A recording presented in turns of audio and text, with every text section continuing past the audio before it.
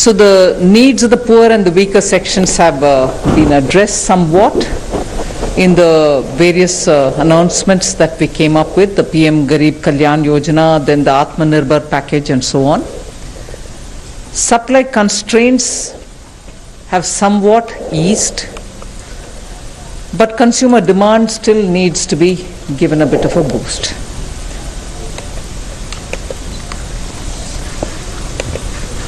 नमस्कार। जैसा माननीय वित्त मंत्री जी ने कहा कि पूर्व में भी हम आप सबके बीच में आए थे इस कोरोना महामारी के समय,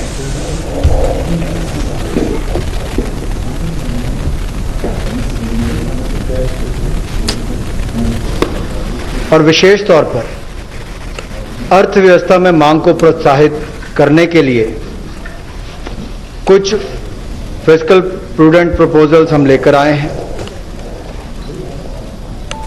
आर्थिक प्रस्ताव आपके बीच में लेकर आए हैं जिसमें विशेष तौर पर उपभोक्ता खर्च कैसे बढ़े और पूंजीगत व्यय कैसे बढ़े, इसके ऊपर भी हम अपनी बात आप सबके बीच में रखेंगे। कोविड-19 का इस महामारी का जो प्रतिकूल प्रभाव अर्थव्यवस्था पर पड़ा है वो सब आपके सामने है, लेकिन उस समय भी गरीबों की और कमजोर वर्ग की मदद मोदी सरकार करती रही और माननीय वित्त मंत्री जी ने उस समय भी प्रधानमंत्री गरीब कल्याण पैकेज की घोषणा की थी और आत्मनिर्भर पैकेज की घोषणा की थी, और जिससे ग्रामीण क्षेत्रों में मांग भी बढ़ी। और उसका बड़ा कारण था कि 80 करोड़ लोगों को 8 महीने तक अनाज देना और 1 लाख करोड़ से ज़्यादा 1,01,000 करोड़ MG नरेगा में उसमें उपलब्ध करवाना और लगभग 68,000 करोड़ से ज़्यादा आपके खातों में सीधे तौर पर जो डाले गए उससे उसका लाभ भी पड़ा। और अब भी देखा जाए आपूर्ति की बाधा को कम किया गया और उपभोक्ता मांग अभी भी प्रभावित अगर है तो उसमें कैसे सुधार हो, उसको लेकर माननीय वित्त मंत्री जी आपके सामने कुछ विषय लेकर आए हैं।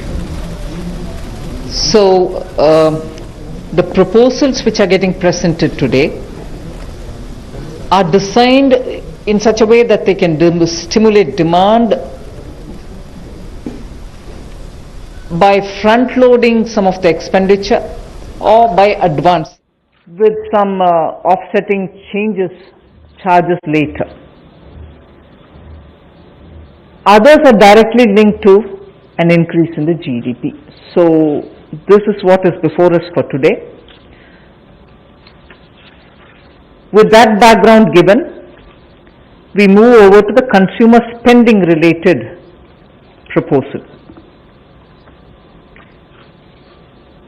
So the consumer spending related proposal has two components to it.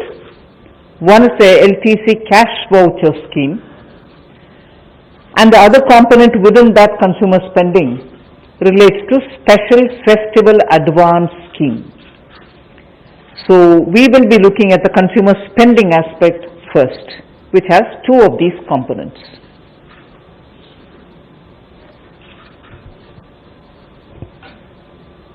तो मांग को प्रोत्साहित करने के लिए कुछ निर्णय और कुछ घोषणाएं आज आप सबके सामने करने वाले हैं, ताकि खर्चे की फ्रंट लोडिंग कैसे की जा सके और इससे एक विवेकपूर्ण प्रस्ताव आर्थिक रूप से उसमें लेकर आए हैं।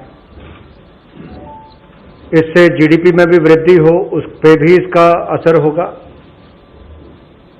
और इससे लोगों को भी बल मिलेगा, राहत मिलेगी और डिमांड बढ़ेगी।